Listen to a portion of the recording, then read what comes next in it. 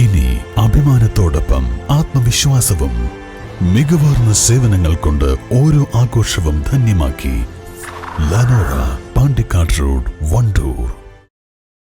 Vazhikkadavu panchayat UDF തെരഞ്ഞെടുപ്പ് convention സംഘടിപ്പിച്ചു. പഞ്ചായത്ത് അങ്ങാടി ഓഡിറ്റോറിയത്തിൽ നടന്ന പരിപാടി AP അനിൽകുമാർ MLA ഉദ്ഘാടനം ചെയ്തു. UDF chairman MI Abdul Hameed അധ്യക്ഷത വഹിച്ചു.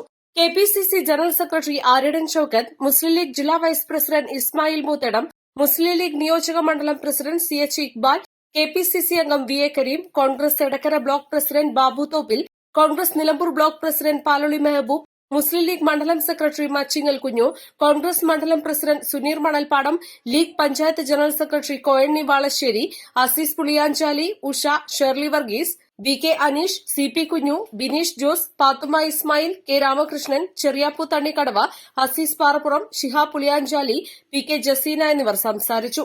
East live, Edakkara.